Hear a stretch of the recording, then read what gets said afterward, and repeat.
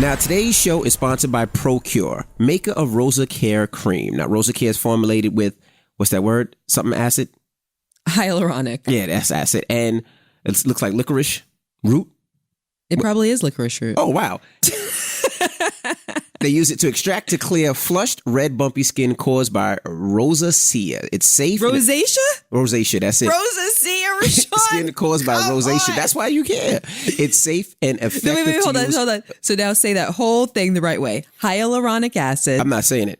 Today's show is sponsored by ProCure, maker of Rosa Care Cream. Rosa Care is formulated with Hyaluronic acid. and Licorice root? there you go.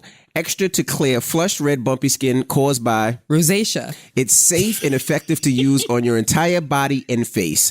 Try Rosa Care today and get $3 discount on Amazon using the code 3KCCrew. Just go to procureheals.com/KCCrew and use the code word 3KCCrew. That's the number 3, then KCCrew, all one word, and make sure you type it all in caps. What up, y'all? It's DJ Envy. And I am Gia Casey. And this is another edition of the KC Crew. Welcome. Yes, and happy 4th of July, everybody. We are out in Jamaica. Yes. We're on vacation with the whole family at a place called the Moon Palace. Yes. We've been here for the last 5, 6, 7 days. Yes, we're in Ocho Rios. Mm-hmm. Very, very nice place. Yeah, I mean, they have everything. They have dolphins here. They have tubing. They have wave running. They have shows. They have jerk chicken and jerk chicken and jerk chicken and And jerk pork. and jerk pork. You name it, they have a kids club where the kids could just play all day long. They have so many different things. The beach, the pools. Like, it must have like 9 pools, but we're having a great time out here. We took the family here on vacation. Just a little getaway before school starts next year, I guess. Next year. Well, September, I should say. Yes. End of August. So Yes. we're having a good time out in Jamaica, but we wanted to do the podcast just to keep up with you guys. So it's 6 a.m. So you had to get up before the kids because we're taking them jet skiing today. Yes, jet skiing. So today. we have to go over to Negril to go jet skiing. But here we did tubing yesterday. And boy, all I want to say is London is really a little daredevil. She is me reincarnated. Is she not? Yeah, absolutely. She loves anything that's fun, anything that's daring, anything that's thrilling. And it's kind of like no holes barred. She Yes. puts no brakes on. It's like more, more, more. Yes. I'm like, gosh, when will this girl say enough is enough? Oh my gosh, I love her so much. We had a good time. We did tubing there, and then what was the other thing we did? Yesterday? No, we were in a tube too, but it wasn't called tubing. Or was it called tubing? Okay. So yesterday, technically it wasn't tubing. They said tubing, but we were on some type of inflatable that wasn't a tube. It wasn't necessarily a raft. Maybe technically it was a raft. But we were on some type of flotation device that was like a big circular seat with a back and a rope was tied to it that was attached to the boat. Right. And he takes off and he's doing cool turns and, all that stuff. So it's like a banana boat, but it's not a banana boat. Because they call it banana boat. You get on the back of the banana boat, they take you around, but... It's the same concept. Same concept. I guess you can say, as a banana boat, but we were on an inflatable. Right. And that was a lot of fun. But what we did the day before was we went, again, I signed up for river rafting, but it was more like river tubing. So each of us got on our own tube and we went pretty much whitewater rafting down a river. But it wasn't as rough. Because when you think of whitewater rafting, you think of, we had to wear helmets, but you think of like flying down and hitting rocks and all types of things like that. Crashing into bushes. Correct. And We along did that- the river. We did that on a smaller scale. It was like that on a smaller scale. It was something that was safe enough for our kids. But so it kind of flowed and then it would hit like white water and then it would be a little bit rough and you go down and then it would be a little bit more smooth. You hit another patch where it was a little bit more rough. So it was good enough for the kids. I'm not going to front though. Everything in Jamaica is good enough for our kids. Like, You are funny. and I'm the truth because I'm really thinking about it. Like, if we were someplace else, I don't think they would have allowed some of the things like, for instance, the tubing. Brooklyn was on a tube at age 2. holding on for dear life. And I'm thinking to myself, Yesterday. if this was someplace else, but they allowed a 2-year-old, same thing with the tubing. Like, Yeah, the safety We put a standards helmet- might be a little bit different than Yeah. in the States. we put a helmet on the 2-year-old and she was there, was like, it should be fine.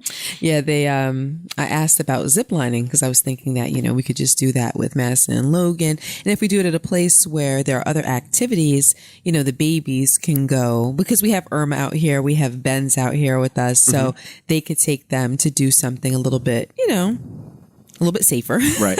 like I don't know, like a water park or a little water slide or something like that. So they said, "Oh no, you could take the baby ziplining with you." Right. I said, "Well, how's that going to work?" And they said, "Oh, they can harness them in with you, and you can carry them along the zip line." Right. I was thinking to myself, like, gosh, like I've never seen that. Yeah. Anywhere, everywhere else we've gone ziplining, it said, 12 and above. Correct. But then there was a person here from Colombia and someone else from Costa Rica who said that it's like that in their countries too. Wow. You can take the babies ziplining with you. Correct. You just hold them or a person, another professional zipliner, someone running the tour, Right. can take them for you. And I'm just like, yeah, in the States, never really heard that before. I mean, I thought that was crazy. And I also thought, But what's funny? What's that? We've signed like 16 waivers. wait, no, we signed 1,000,001 waivers. Life waivers. Now, also what I thought was dope was I thought, what do we do? Dunn's River Fall. Now, let me explain to you about Dunn River Fall. Now, Dunn River Fall is Dunn's. It's like a huge fall, Waterfall. and you got to climb up that motherfucker. Yes. And it's very difficult. And I'm surprised there's not more accidents there. Because you climbing up that thing, you're climbing up rocks, you're climbing up falls, it's slippery. We had the 2-year-old, the 5-year-old, the 6-year-old. We were all climbing. Well, we all made it up. Safely. That was my workout for this whole week. We had a very good tour guide. We did. Who took us up. His name And was Casey. His name was... That's his name. His name was Casey. His first name was K. His last name was C. He was like, call me Casey. And the only reason I remember is because our last name was Casey. Right. But he had a first name. What's his first name? Whatever it was, it started with a K, and then he had a last name that started with a C. What'd he say, call So me? his name wasn't Casey. He said, call me Casey. Okay. His name wasn't Casey. His name was KC. As I said, Casey. No, you said Casey. You made it seem like his name was Casey. And like, let's say his first name was Kirk. He said, call him Casey. So I know, but he didn't say call him Casey. He said call him KC. It's a different. You made it sound like he had the same name as our last Well, that's the name. only reason I remembered. So shout to Casey. But he got us up. Casey got up that falls with no shoes on. He had no shoes on. Everybody else is required to wear water shoes. Right. So when we got there, we bought like all these cool Jamaican water shoes, like with the flag on it and stuff. And I'm sitting there like, yo, this dude is barefoot. Yeah, he's barefoot wearing up that thing, no problem. I'm sitting there tripping and falling. He was like, come on, man, I got you. We got up that falls All real I'm fast. saying is that you have to hit the gym. I got to hit the gym? Yes, you have to hit the gym. You were huffing and puffing Yeah. and complaining. It's 95 degrees, climbing up with kids. Hell yeah. Complain like, whew. I'm pulling up Irma. I'm pulling up Benz. Like, how much more climbing do we have to do? Yeah. I was like, dude. But it was wonderful. Yeah, we had a good time doing that. And you know what I'm surprised about with you? What? We did that before, and you have zero recollection of climbing Dunn's River Falls My before. memory's bad. My memory's really bad. I don't remember a lot of things that we did early on, but I think that's also because I work so much and I do so much that I always think about what's next opposed to enjoying the present. Like I'm old. Like even today, I'm like, damn. After this, I gotta go. We gotta do this. I gotta do this. I gotta do this. I gotta head to New Orleans tomorrow. Like I'm doing so much that I'm always constantly thinking, damn, what's next? Yeah, you never have any time to reflect on the past. It's kind of interesting. We did that before. We climbed Dunn's River before when I was 3 months pregnant with Madison. And clearly, they don't allow any pregnant women, but we did it anyway. Right. Not recommended, obviously, but, I was young and dumb. Because today I'm like, wow, like this is... people could really take a spill doing this, but it was great. The kids loved it. Everyone loved it. We got some cool pictures. So yeah. Yeah, we had a great time out in Jamaica. So just wanted to tell you what we were doing this week. Now, a lot of people hit us up for emails. So I want to go through a couple of emails if that's cool with you. All right, sounds good. We're going to do an email podcast. First today. one is from Taylor. This is a serious one. Hey again, Envy. My name is Taylor, and I'm a huge fan. You guys are dope, and I love everything about your podcast. You give such great advice.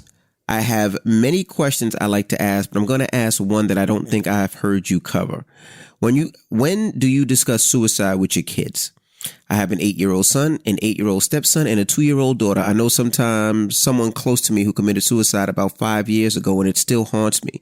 I almost have PTSD, for lack of a better description, because now I'm always worried I'm always worried that someone else is going to do that as well. It terrifies me for my children, so much so that when it comes to discipline, more so the older ones, I'm constantly second guessing myself.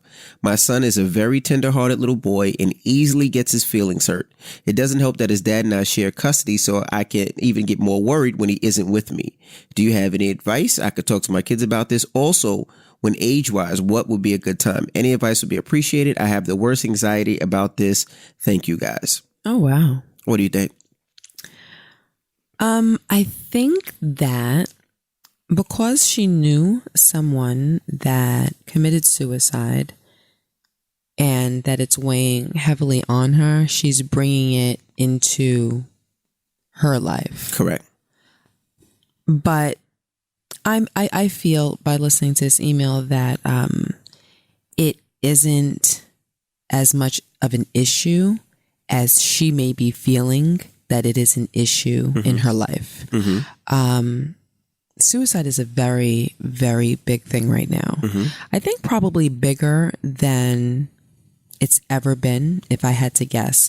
Just because I think that problems, especially among children, teens, and young people, are more present. I don't want to say greater, but I think it's more prevalent. I think that it's happening amongst more people now. Right. And we've said this before. I think a lot of it is due to social media and higher standards and false standards now. I was talking to Madison one day last week, and what was she saying to me? We were talking about... Hey, let's switch mics right fast. I'm hearing a little air. Okay. Thank you. And we were talking about teenagers and weight. And she was telling me that just about everyone that she knows is watching their weight. Right.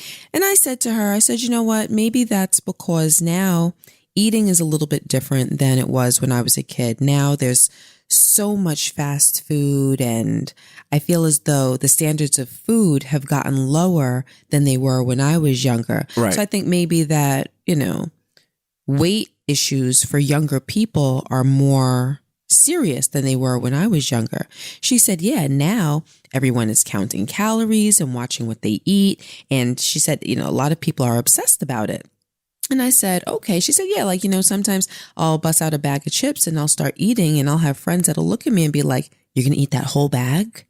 And I said to her, I'm like, wow, that's interesting, because when I was younger, nobody, we didn't think about what we ate. And I'm not saying that we shouldn't have, but we didn't think about what we ate. We just ate when we were hungry and we stopped when we were full. Well, it's not just the food. It's also what we did as kids. Now, think about it like this, right? Think about it. You jump roped in Double Dutch to what time? Until it got dark. No, I mean, what age? Oh, probably 12, 13. 12, 13. You think about most 10-year-olds, 11-year-olds, 12-year-olds. They're not out playing as much. They're inside doing video games. They want to go to the mall. They're on social media. Even think about Madison, right? Have you ever seen Madison Double Dutch? No, it hurts me that she doesn't know how to do it. Now, when's the last time? I tried to teach her one day. I heard. It was an epic fail. It was a disaster. And did somebody get hurt? Nobody got hurt, Rochelle. After somebody hurt their ankle trying to do bends or somebody? Nobody hurt their ankle. But think about it. When's the last time Madison did anything when it came outside of gym in school? When's the last time she did anything that was like, you'd be like, oh, she really had a workout? Other than walking up Dunn's River with us, she don't play basketball no more. She doesn't play volleyball. Yeah, she stopped she doesn't playing play sports. baseball. So what does she do now? She doesn't really do anything active. perspective. So if Madison ate a whole bunch of junk, Madison would be 40 pounds overweight, 50 pounds overweight. Well, I don't know if that's necessarily true. I think weight's also a combination of your metabolism True. and your genes and things of that nature. But I understand what you're saying. Right. So you're saying that the kids now are less active than they were, and they still eating disgusting food. You've said that before to me in other conversations, and I don't necessarily think that kids are less active. Because I jumped double dutch, doesn't mean. But you don't. You did double dutch. You did basketball. You did baseball. You did all these things. You ran track.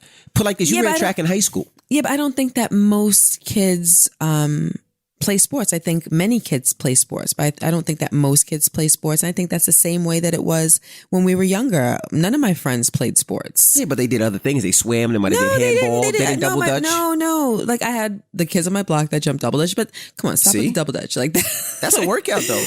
A little bit. Jumping rope is the biggest workout. Literally, that's for kids. Like that's for kids. That's not for like teens and stuff. Like nobody was jumping double dutch when I was a teenager. You ran track in high school. That was a teen. But what I'm saying is that most of my friends did not play sports. Mm-hmm. Like there are some people that play sports, but I think most people don't really play sports. So I don't really know if kids were more active then than they are now.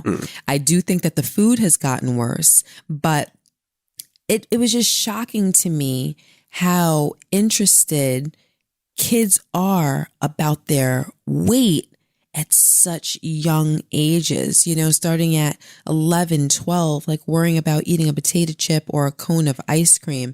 And maybe that is necessary. It was just shocking to me because, weight is a very big issue right now. Correct. Like I said, I think there are more overweight people now than ever before. I'm sure. So I think that it is important to start at a young age. But she did say, Mom, even thin girls behave as though they're overweight and trying to lose weight, like won't eat at lunch or whatnot. So I think that's an issue. I think, like I said before, the fake standards of beauty is an issue.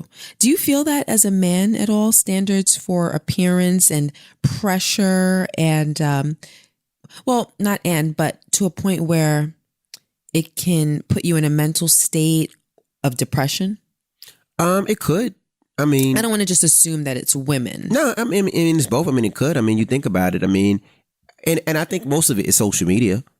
Like, you think about it. If my dad was overweight and we went to the beach, we had a good time. His pot belly was out and we all enjoyed it. We all ran and had fun. It didn't matter. Mm-hmm. Now it's social media. It's like with so many people taking pictures, like you look at all the guys that we seen at the pool, other than the kids, everybody had on a t-shirt. Mm-hmm. Think about it. We was in the hot tub. All the men had a t-shirt. Mm-hmm. Shout out to the people from Houston that we met. If we go to any pool, every man had a t-shirt. Why? Mm-hmm. Most men don't wear t-shirts in the pool. Nobody wore t-shirts in the pool back then. Right. But they wear it now because everything is so, I want to take a picture. Let me take a picture. I want to take a picture. And those pictures last forever. You know what I mean? Right. I don't have my my summer body intact.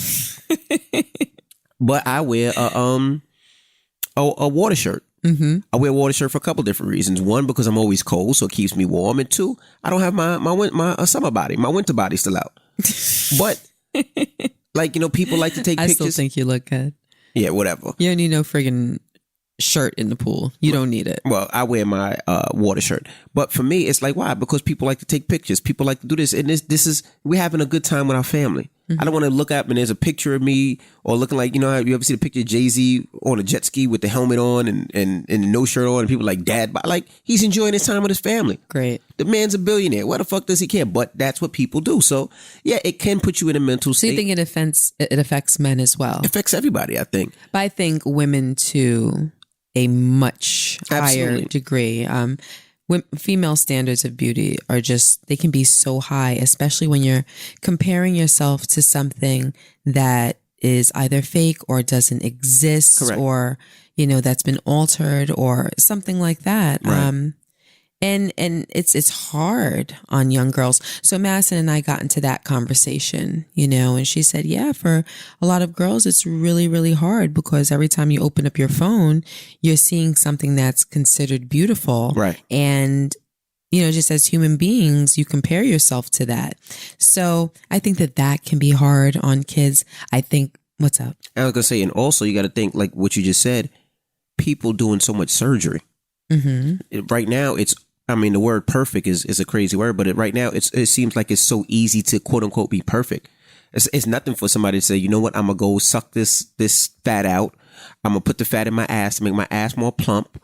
I'm gonna put some of this in my titties to make my titties a little bigger. And no, now, you don't put the fat in your titties. Whatever. I don't know. Whatever.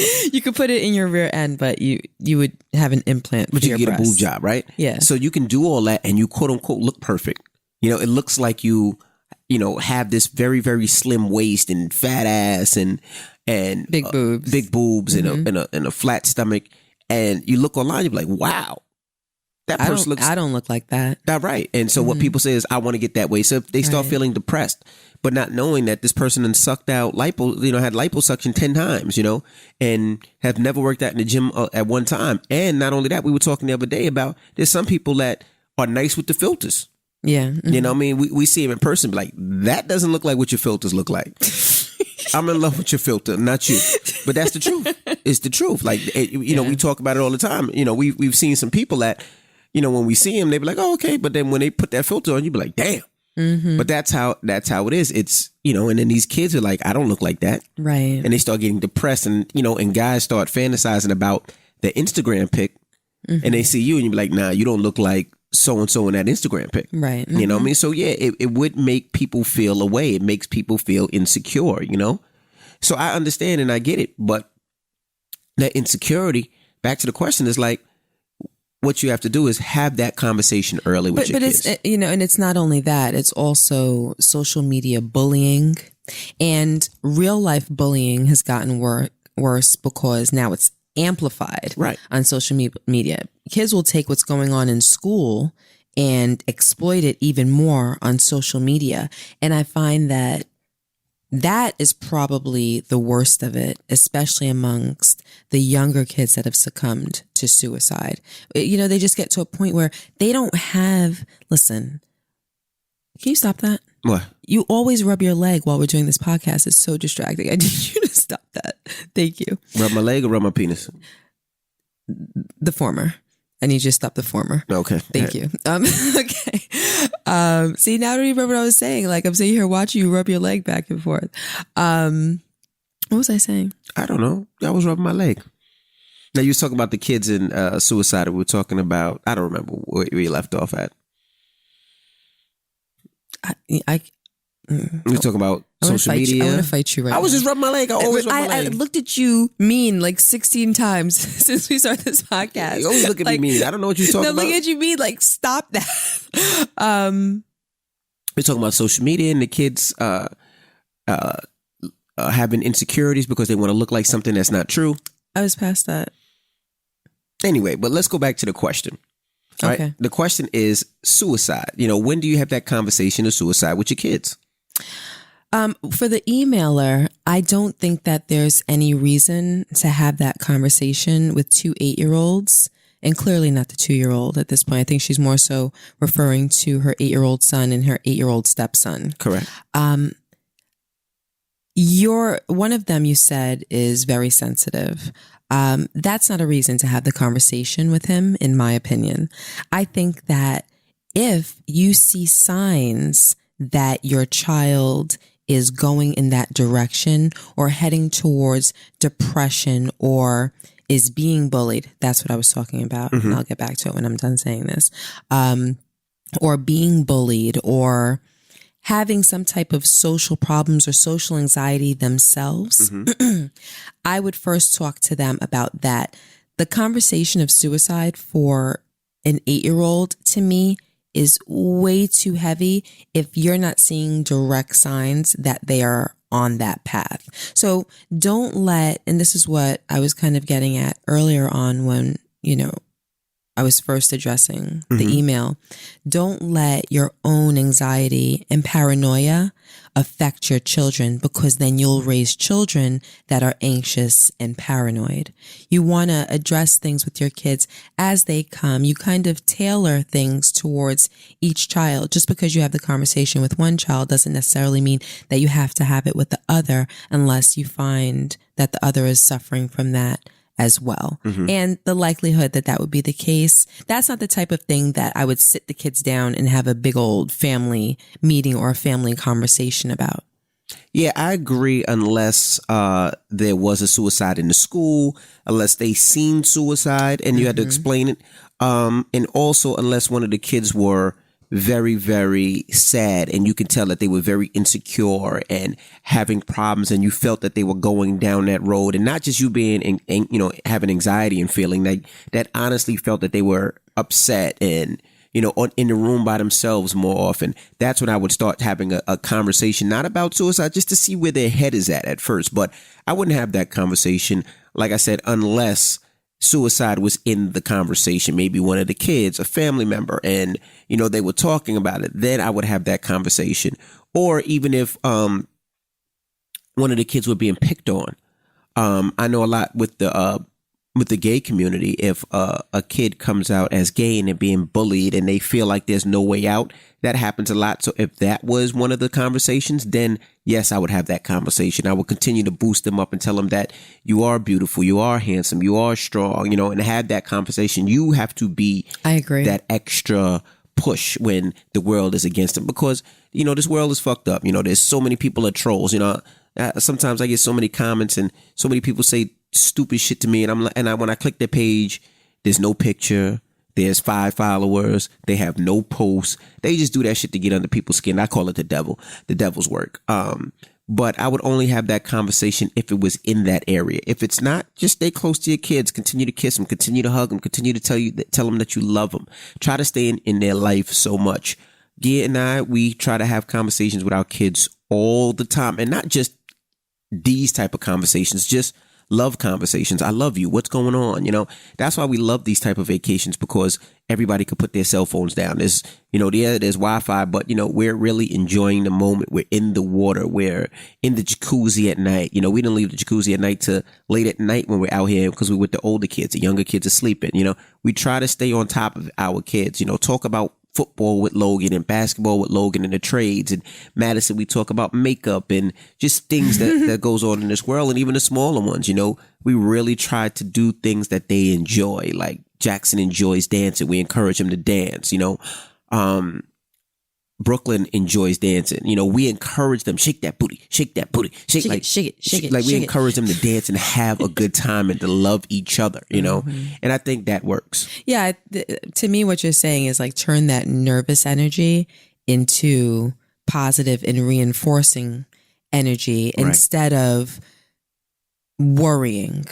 I don't think that worrying will benefit you. Just be alert. If you see that your child is prone towards that, you're still rubbing your leg. Sorry. If you see that your child is prone towards that, then, pay more attention to it. But like Rashawn said, not just having conversations. And now, hold on, you're doing that on purpose to distract me. I'm not rubbing my leg. Okay, I'm going to set the scene for everybody right now, because I don't want to sound crazy. Like I said, we just woke up. We started this podcast at 6:00 in the morning. So Rashawn is laying across from me, butt naked right now. Like, butt naked with a pillow in between his legs. And just now he was rubbing his nipple. Why? I think he's just trying to play with me. He doesn't want to have a good podcast. He wants to be completely distracted. Why are you doing that? I'm sorry. I didn't know.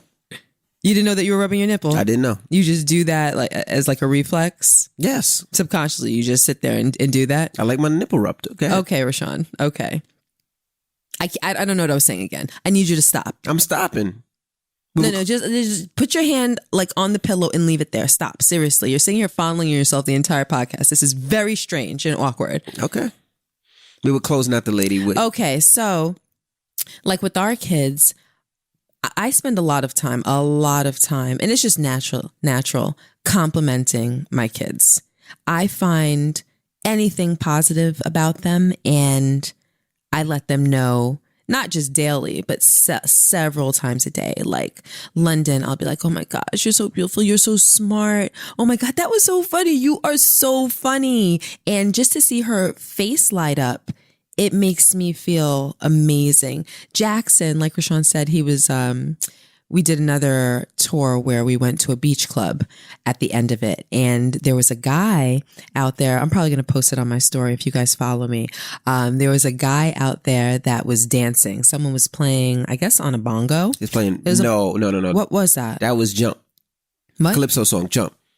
No, but what was he playing on? No. The bongo was beforehand. Then he came back out with the calypso music. It was Jump. Jump. Remember the Guyanese guy came out as well? Well, Jackson was dancing with him both times when the guy was playing the bongo and when he was playing Jump. So they were playing Jump, and this guy comes out and, you know, he's part of the performance. He's dancing on the beach, and Jackson goes out there and just starts dancing with him on the beach. And it made me feel so good. I'm like, wow, this kid isn't shy. He's like a little performer. Everybody's watching him. He doesn't mind. And I was literally feeling these things. So it wasn't just fodder, you know, when I compliment them. It's like really what I feel. I express it to them. So when he was done dancing, I'm like, oh my God, you were such a good dancer. That was amazing. I loved it when you did this. I loved it when you did that. And his face just lit up. Right. When you see that your parents are proud of you and support you, it makes them feel good inside. And it kind of puts a wall between them and the outside world. Absolutely. So what I'm saying is that I encourage you to build them up, turn that negative energy into positive energy, and counteract what your fear is, but in a different way. Absolutely. And this portion of the KC Crew podcast is brought to you by creditrepair.com. We've all been credit shamed. Credit shamed is when you have less than desirable credit and everyone treats you like you're radioactive. If you have rough credit, you can avoid it. It's not fair, but if you have bad credit, creditrepair.com can help you work to fix it. Go to creditrepair.com/podcast for your free credit diagnosis. Diagnosis? Yes. An advocate will pinpoint what's hurting your score and ways to improve it. And if you like expert help, I got you a $50 credit off your first fee. All right. Go to creditrepair.com/podcast. That's creditrepair.com/podcast. And this portion of the KC Crew podcast is brought to you by Bloom. Hug Me deodorant by Bloom. That's BLUME. Is an all-natural, safe, and sustainable deodorant that really works. Hug Me by Bloom keeps you feeling good, feeling fresh, and super huggable. Right now, you get 25% off your first stick and free shipping when you text KC to 797979. This is a special offer you can't get anywhere else. And you support us when you support our show, when you support our sponsors. So text Casey to 797979 to get 25% off your first stick of Hug Me deodorant. If you don't love it, return it for a full refund. No questions asked. Text Casey, that's CASEY, to 797979. Hug Me deodorant is safe, sustainable, and leaves you with no smell and no sweat stains. And it lasts 24 hours. It was rated best deodorant ever by the New York Post. Well, let's get to another email, right? Hi, DJ Envy and Gear. If you pick me, please keep me anonymous. Thanks. I ran into your podcast and I was hooked from day one. I had to binge listen from start to finish because it was good and I finally caught up. Your relationship is definitely goals and I aspire to have it one day. Gia, you are the epitome of grace and elegance. Aww. I really admire your advice as well as envy from a male point of view, so please help me with my situation. I'm writing you because I'm in need of some serious advice. So here it goes. I've been married for 7 years. I was 23 when I got married, fairly young, I know, and I stuck in a dilemma. That's what she wrote. Wait, she said she's married how many years? 7. 7, okay. So she's 30. Mm-hmm. I recently told my husband that I love him, but I'm not in love with him. I know you guys have touched on this subject recently, so I really hope you guys can pick my email as a follow-up. But we have very, what the hell? All right. I'm reading this off a laptop and it's small. Okay, here we go. Where we got? All right. But we have very serious issues that I do not know how to go about them anymore. We haven't had sex in 2 years, which to me is insane. How does a man in his early 30s not have sex frequently? This is the base of our problems. The reason why is that it's been 2 years is because I noticed that I was the one who was always initiating sex. So I decided not to do an experience and not to initiate it and see what happens. An experiment. right? What did I say? An experience. Oh, experiment. I'm sorry. She wanted to do an experiment and not initiate sex? Yep. Okay. Here we are. Okay. Yeah. Here we are, 2 years of no sex. It's easy to read it from the podcast because on the laptop it's mad small. You mean from the iPhone? What'd I say? The podcast. Oh, I can't. Rashawn, hold on. Can you stop? Can you just take a moment? I can't blow these motherfuckers up, and these things are so fucking small. All right, here we go. Shit is mad small. I'm trying to read this motherfucker. Okay. Come on. Hold on. The language, babes. Sorry. The reason why it has been 2 years is because I noticed that I was the one initiating sex, so I decided to do an experiment and not initiate it and see what happens. Here we are, 2 years of no sex. I get no attention from him or even shows that he cares about it. He hasn't complained about it once. Wow. I was the one who always said we barely have sex. This isn't normal. I guess all the red flags were there from the beginning, but I chose to ignore it. For example, on our honeymoon, he'd rather watch TV than spend time with me. And every night I would be the one to say, let's go back in the room because I just wanted to have sex and he wanted to stay out. If we went on a trip, it was the same thing. Normally, I would think a man would be all over his wife. Nope. He would come back, kiss me, and go to sleep. Those are just a couple of situations I can go forth with it as an example. I took him to therapy and I expressed my concerns, but would only be a temporary change and things would go back to normal. I even told him in front of the therapist that I feel like he's just not into it. He just does not motion. He doesn't finish it. He never does anything, never touches me or anything. I feel like he's not attracted to me. I never had that feeling of he wants me. It's just gotten to the point that I'm not even attracted to him anymore. This, among other problems, is what got me wanting to leave. We have 2 kids, which only happens because I would complain about the sex thing and end up just getting pregnant. And he isn't as helpful as he should be with them. He doesn't teach my son things a father should teach their son. An example is how to throw and catch a ball, something as small as that. Now, I ain't gonna front. I ain't teach my kids everything either. I was working. I think my son figured out how to ride a bike on his own. I think he just jumped on. I think Logan just jumped. You're not reading the podcast anymore? No, I'm talking about me. I mean, the email No, anymore? this is a side note. I said, so don't worry about that. You just went into it like... Oh. Now, wait, what? Because when Logan was young, I didn't teach him how to ride a bike. Okay. Remember he was at a friend's house, he hopped on and was like, I'm just going to try this shit and just rode it on his own? Yeah. Madison we taught, but we never taught Logan. But anyway, my brother and I had to teach him how to do it.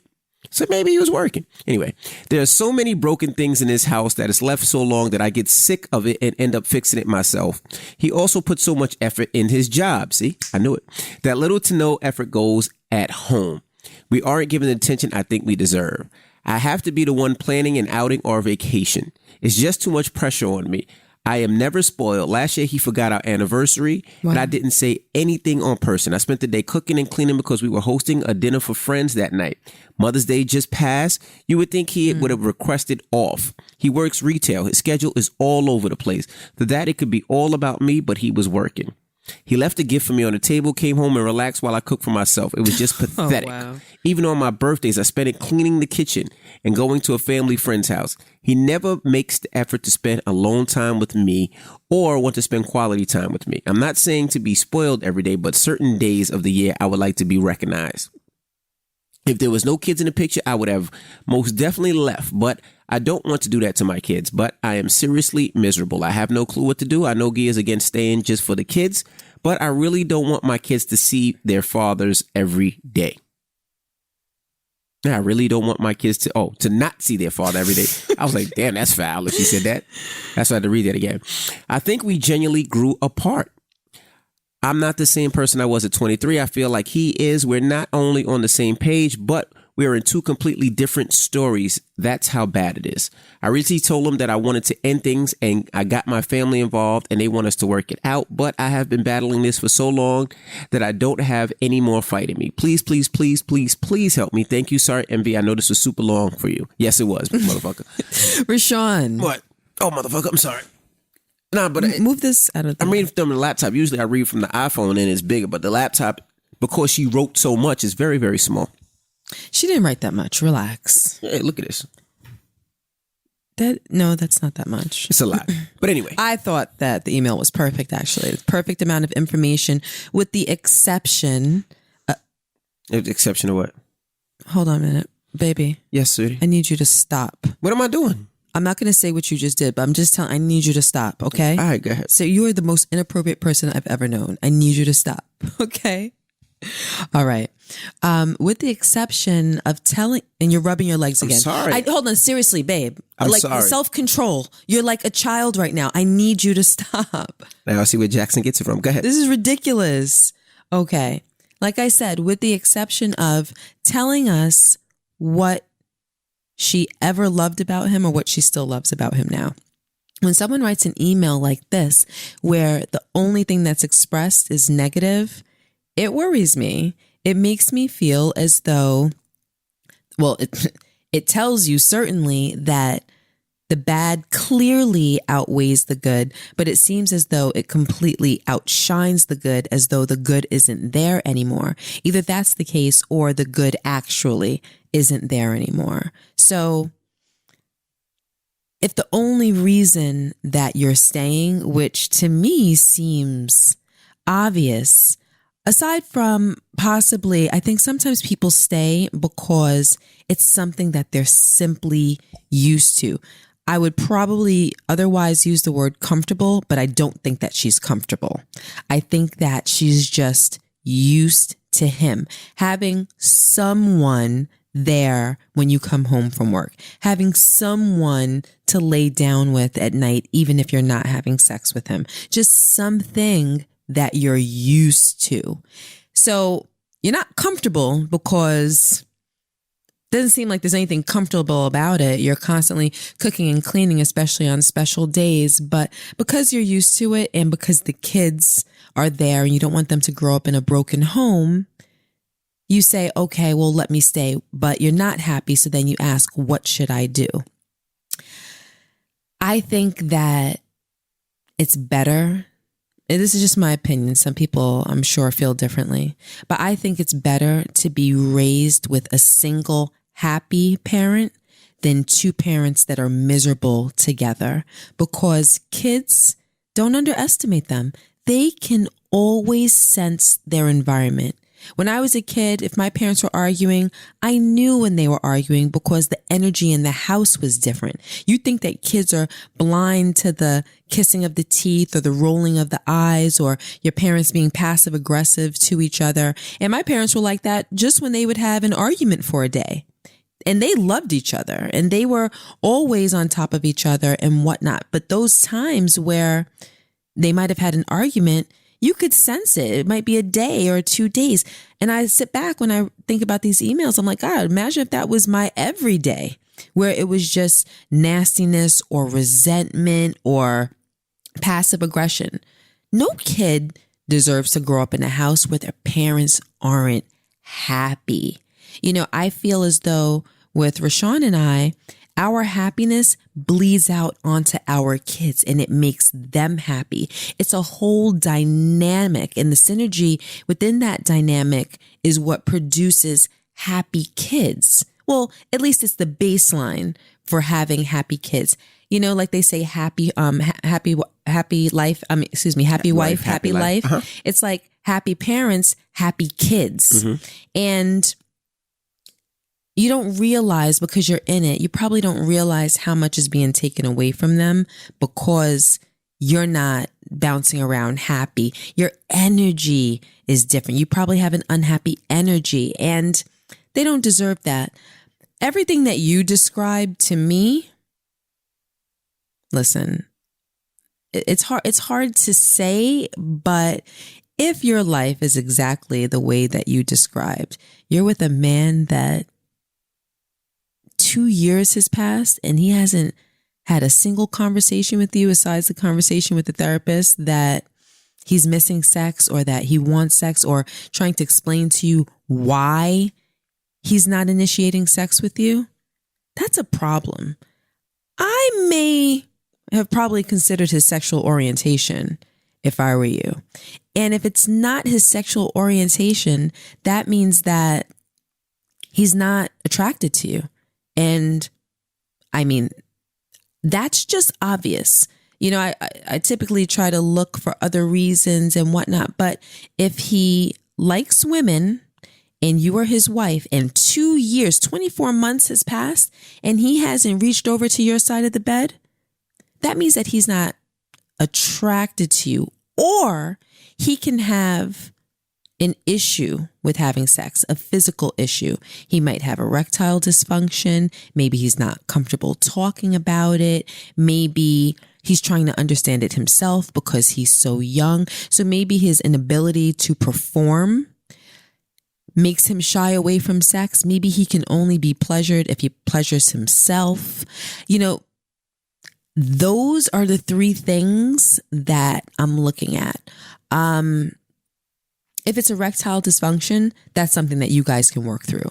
And if it is that, that's something I can see him not feeling comfortable to tell the therapist either. You said early 30s. That might be something that he has to come to grips with himself. So obviously you need to talk to him. You said that you spoke to him. You told him that you wanted to break up and you brought the family into it, but you didn't really elaborate on that. So I'm curious to know, well, what was his reaction when you told him that you wanted to end the marriage because of, you know, the sex thing and the neglect thing and everything? To me, that's an important part of the email. So I wouldn't have minded if your email was a little bit longer, because I want to know, was he like, all right, then, you know, clearly it's not working. So yeah, if he's easy to let it go, to let you go, then yeah, that's another problem. Then that kind of leads you in the right direction to know where you stand. Like, how did he react when you told him that you wanted a divorce? That's important to me. Right. So what do you think? I don't necessarily agree with what you said, and let me explain why. And this is funny because you see it from a woman's point of view a lot of the time, and I see it from the man's point of view. Right. Now, in that email, it didn't say that she worked. It didn't say that she had a job. It didn't. She said she cooked, she cleans. It didn't say she's at work. He said he's always at work. So I would assume that maybe she doesn't have a job. I wouldn't assume that she doesn't have a job. I thought I might have heard something that indicated that she had a job in there. Maybe I'm wrong, but don't assume that she doesn't have a job. Well, this is my assumption. I mean, because I'm assuming that because I think she would have said it, and just from what I'm getting from it, I would look at it like she doesn't have a job.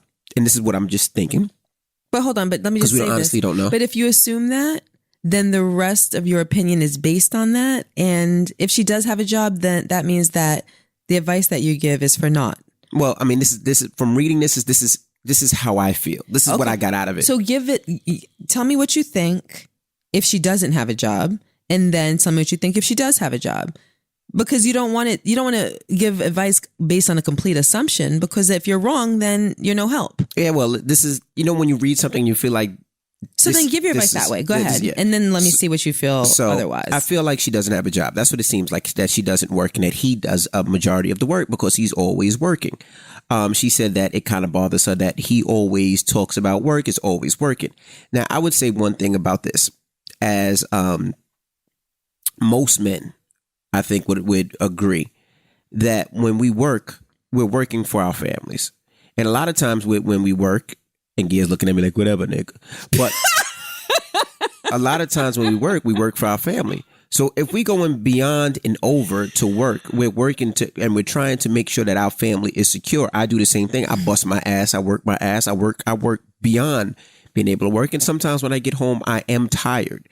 Now, the little things that you would appreciate, whether it's Mother's Day, whether it's anniversary and things like that. Yeah, that's absolutely positively foul. But besides Mother's Day, the anniversary, he probably just slipped his mind. Wow. But Mother's Day is one of those things where the whole world knows it's Mother's Day. It's not like it's a secret. It's not like, oh, well, I forgot today was the 3rd. No, the whole world knows it's Mother's Day. He left a gift on the table, I believe. Yeah, but he just didn't have any care. After he came home from work and he gave her the gift and was probably like, you know what, I'm going to sleep, I'm going to bed. But he probably works his ass off and is probably very, very tired. And it's very, very difficult to deal with a family and kids when you're that tired and you worked out and you work so hard. So for most people, it's a matter of finding that line in the sand where it's like, I can do work and do this, but still be able to take care of my family.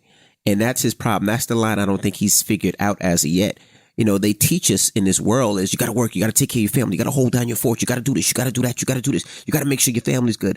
And we put so much emphasis on holding down our family and put so much emphasis in making sure our family and our kids are good. We do that so much that we forget about our family. And it's easy to be like, well, yeah, you're a dad should be a dad. But we're so taught to provide. We got to protect, we got to provide, we got to make sure we're good.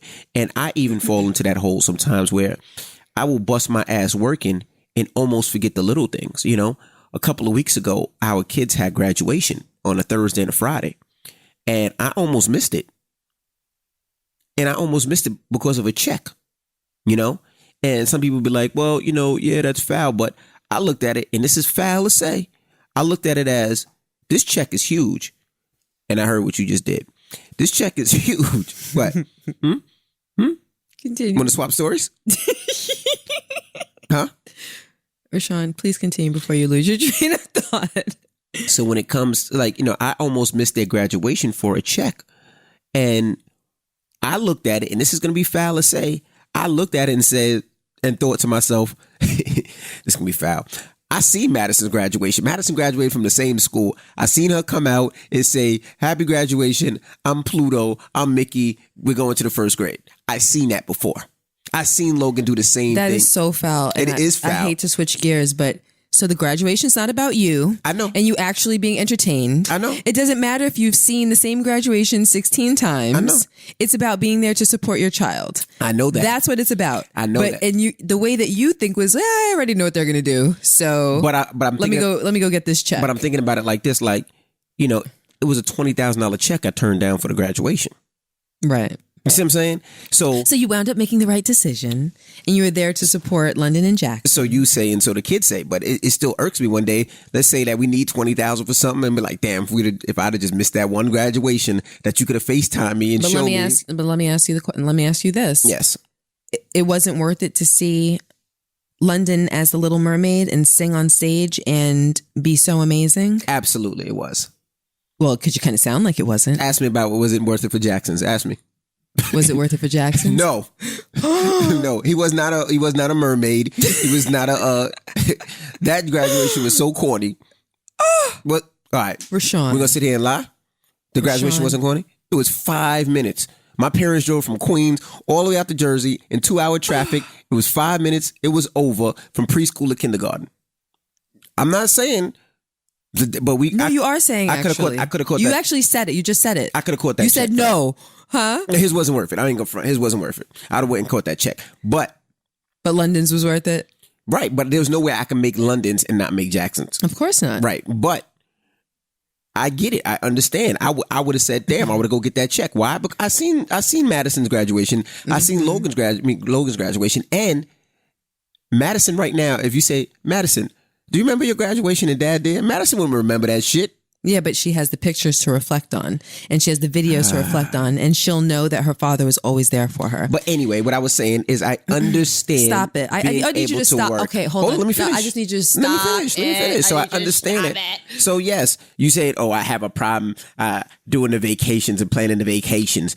Well, you should plan the motherfucking vacation because I'm out here busting my ass. I'm paying for the vacation. So, yes, you should be planning an outing or a vacation.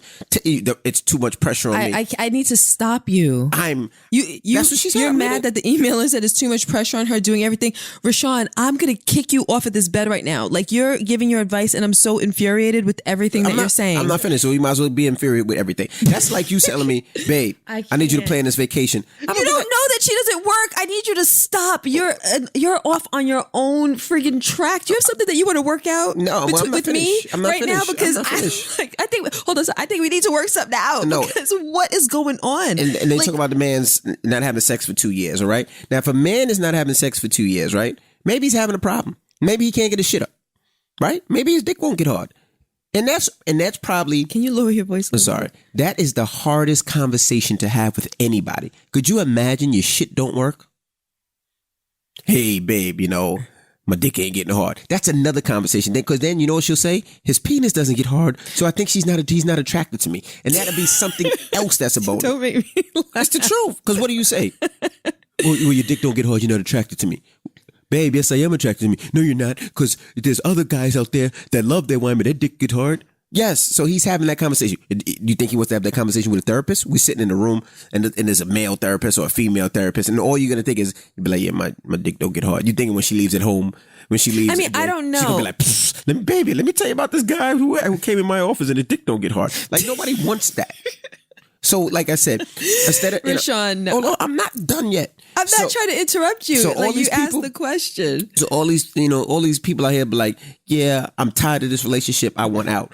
No, we have to stop that. We have to stop. Oh, I don't like the way he smells. I'm out of here. Like, we have to stop that and really get down to the bottom of things. I If like the way really- you smell. Is this a personal thing? Like, I don't know what's going on right now. I'm just saying, I'm just tired of people that just throwing their relationship away because of something small. Like, yes, these are things. You love the man, you married him, you've been with him for 7 years. There has to be a reason why you're there. We have to figure it out. We have to get to the bottom of things. You're gonna have to be a real woman and ask him, look, does your dick not just get hard? Like, have that. Do you think that's conversation. gonna work? Well, not say it that way, but you got to say things like this, right? You don't want to hurt a man's ego, and fellas, you don't want to hurt a woman's ego. So be like, babe, we haven't had sex for 2 years, so let me ask you. I was reading and I was realizing that 60% of men over the age of 30 are having ED problems, like their penis don't get hard. Is that something? Like, do you want to go to the doctor and check it out? We could go together. There's pills. There's I don't know what else they have. Shots, all different things that can help. Is that a problem? Is that an issue? Let's go together. Let's check it out, babe. And to see what he says. Be nice about it. Don't be like, well, your dick don't get hard and you can't fuck me. And if I was fucking Boris, he'd be like this. See, this is personal. No, it's not. I just thought of a name. We have somebody at the door. Who is it? All right. Yeah. So I'm just saying. But, you got to... I know. I just feel like you have some things you might want to work out right now. No, I'm just saying that could be part of the situation. So, my advice is just have a conversation, have a strong conversation. All the question that you talk to us about, ask him. Talk to him. But don't try to hurt his ego, because when you try to go at somebody, and this is men or women, the first thing they're going to do is protect. They're going to deflect. But if you have a real conversation, they're more willing to be open and really have that conversation. Yeah, so I didn't really like anything about anything that you just said. I just don't. The only thing that I did like was that you said, not that I really agree, but you're rubbing your leg. Sorry. Not that I didn't agree. I understand you saying don't just throw it away. Mm-hmm. Work on it first. And yeah, I mean, I think that a relationship where there's love there can be worth saving, but that's a big pill to swallow. Mm-hmm. I don't know. Well, let me ask you from a male point of view, because you said that my opinion came from a female point of view. Correct. Let's say you and I were married, and all of a sudden I show disinterest in you. Uh-huh. When you touch me, I turn over. When you make a move towards me, I tell you that I'm sick. I have a headache. I'm on my period. Meanwhile, you saw me maybe doing something active that would indicate that I don't have a headache an hour ago. Right. But anytime that you motion for it, I show you that I want no parts of you. Mm-hmm. And clearly, I'm not initiating anything with you. And that goes on for 2 weeks, and then a month, then 2 months, then 4 months, then a year, and it extends all the way into 2 years. Uh-huh. How do you feel as a man? And what do you think? And then what do you do? How I feel as a man? Yeah, because you said, well, you're looking at it from a woman's point of view, blah, blah, blah. So how would it affect a man? Well, first, I would try to get to the bottom of it before I would necessarily try to make a decision. Yeah, it would make me feel away, but there's so much going on with people's lives that I would have that conversation first. Of course. And if the tables would turn, you or me and I was you, I would talk about, well, what is stressing them out? Why does that person feel No, just talk to me about you and me right now. Like, okay, so I am showing no interest in you, and I'm not bringing, I show no interest that it's not happening. Okay. Like, I do not initiate a conversation with you. I am skipping along through this relationship like it is all good. Okay. I would have a conversation of why, and I would have to figure out why. It would have to be either you, something that's wrong with you, or something that I'm doing that's affecting you in a way that you necessarily don't like. Maybe it's the way that I talk to you. Maybe it's the way that I make you feel. Maybe it's the way that I treat you. Maybe I'm picking work over our relationship and not making you feel special. I would try to get to the bottom of it.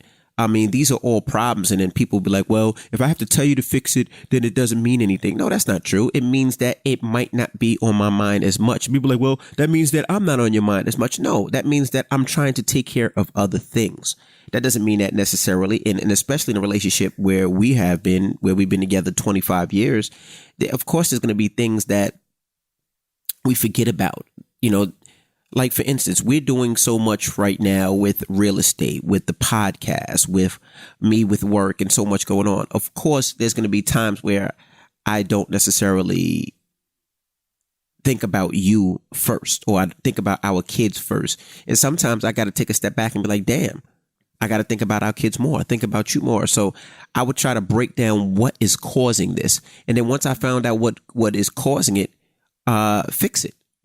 Work hard to fix it. Make sure that, if it's a business type of thing where I'm not on my phone when I'm in the house, even if I want to be, but say, you know what, I'm putting my phone in the drawer because I just want to focus on my wife and my family. If it's something like sex, say, well, what is the reason why we're not having sex? Is it the fact that, I don't feel attractive and I feel overweight? Is it the fact that, I'm not being sexy, I'm not being sensual, I'm not being that? It might be back to the fact where it's like, you know what, I have to date my wife again, take her out, show her how much I love her, show her how much that I care for her. These are things that, I would look back and say, well, I have to figure it out if I really want to be in this relationship, if I really want it to work. It's easy to say, nah, fuck it. You're not feeling me, I'm not feeling you. All right, keep it moving. That's easy to say. And I think when most people have that type of relationship, it's a circle. It continues on and on and on and on and on because the person never fixes that problem, never addresses that problem, never tries to go on with fixing that problem. I think in this world, so many people do things and they're like, they're quick to let it go and keep it moving. One thing I would say is the generation before us, our parents, they really toughed it out and fought it out and tried to deal with their problems, or they ignored it and just stayed, which is not good. But to fix a problem or to go through it. I mean, like even with us, we've had problems with all parts of our relationship, and we try to talk about it and we try to mend it. And sometimes the conversations aren't the best. Sometimes the conversations are easy. Sometimes it's not just I'm sorry and keep it moving. It's, well, why? And we have those conversations and those discussions, and sometimes it's the most difficult. But when we get out of those conversations, we both feel better because we break into a little bit of your life. You break into a little bit of my life. You're not going to see what I do every day. I'm not going to see what you do every day. I'm not going to understand how you feel every day. You're not going to understand how I feel. But if we have those conversations and real conversations and not being mad, I think sometimes people are mad and they're attitudinal because of the way that they feel. And that does nothing but put up a wall, because the first thing I'm going to do is going to be deflect. It's going to be an argument opposed to, well, this is how you're feeling. This is how I'm feeling. So back to our person, I would just say to have that conversation, have a real conversation. I would write down everything that was wrong and do it on a day where you're not mad. Do it on a day where you feel good. She's probably always mad. But she got to find out the less, because if you came to me with a list of shit that I did wrong and you started telling me the shit that I did wrong, I would deflect. There's just a man's thing, a deflect. Same thing with you. If I said, babe, so it's a human thing. It's not. It's a human thing. Yeah. Mm-hmm. If I came to you and said, "Baby, I don't like your shoulders. I don't like your knees." You're putting somebody on the defensive. Exactly. Right. First thing you're like, "Fuck you. I don't like your fucking knees." Bow-legged ass. You got nice knees. Bow-legged ass. Right. But that's how it would be. That's how it would be. Well, I don't like your teeth. Well, motherfucker, I don't like your teeth. Your teeth are a little yellow. Or you got a little hot breath. Like, that's how it would be. Like, I don't like your elbow. Well, you see your elbow? You got a pimple on your elbow. But that's what it would be. Instead of just saying, hey, babe, these are the things that I don't like. Your elbow protrudes out your arm a little bit. We think you need that fixed. You want to see an orthopedic surgeon, maybe? See an orthopedic surgeon or something, you know what I mean? But that's what it is, But I also feel like, there's some things that we don't like to hear. And, we've had conversations like the conversation we had the other day that you've been trying to have for me for years that I don't like to have because it makes me feel like, motherfucker, you don't think I'm doing my job? Wait, what are you talking about? We're not going to say it on air, but we had a conversation about... Why not? We say everything on here. No, not I don't this. even know what you're talking about. Not this. But we had a conversation about how you feel like people look at me sometimes. Okay. Right? And that's a conversation I didn't like to have because my thing is I don't give a fuck what people think about me. Fuck them. That's where our conversation was. Yeah, he didn't even want to have this conversation with me. You're right. Right. Okay. I've been trying to have for years. So I guess you're definitely not going to have it here. No. But it's just, I don't give a fuck what people think about me. I don't give a fuck what people think. I don't care if they think I'm a this, I'm a that, I'm a this. I know who I am. My wife knows who I am. My kids knows who I am. I ain't got to prove shit to nobody. But anyway, but those are conversations. You're saying that you have to have the hard conversations. The hard even conversations if you don't sometimes. want to. Exactly. Mm-hmm. So what do you think? I think now we're getting somewhere. And what you just said is a lot more, to me, valuable than what you said before. What you said. Sorry, my leg. I'm sorry. What you said before, I think it was just based on an assumption, and then you run with that. Listen, I don't advocate just throwing a relationship away, but sometimes there are indications that something is not working. Some things can be fixed regardless. She's already sought help. The one thing that troubles me is that they haven't sat down and had a conversation about what's wrong. And it's not just that. It's compiled with someone that's showing disinterest with you sexually and then showing disinterest with you emotionally. He has no care in any fashion about her happiness, it seems. He doesn't do anything special. He doesn't acknowledge any special days. She's cooking. She's cleaning. There isn't that thing in his brain that says, wow, today's her birthday. I want to go out of my way to make her happy today. I want to make her feel special today. It's like, all right, I'm going to sit here and cook this food that eat this food that you cooked for me on your birthday. And I'm going to watch you make it. I'm going to watch you clean up after it. And then I'm going to go to sleep and mind my business. Someone that feels that way about you, it may not be you. It can just be them. Right. And at 30, which is still young, I don't want to work on changing someone as a whole human being.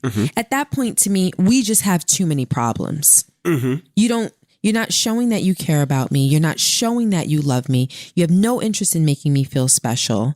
We have nothing that resembles a sex life. There's no conversation about it. You're not showing me that you want to fix it, that you want to move beyond, that you want anything better than what we have right now. Because since he's not doing these things for her, she can't really be reciprocal. She can't give him the love and affection that she would otherwise want to give him because she's not feeling it inside. So it's this nasty little carousel, and he's not showing no foot forward to try to rectify it. He seems as though he's good with it all. If you're satisfied with this less than mediocrity, why are we doing this?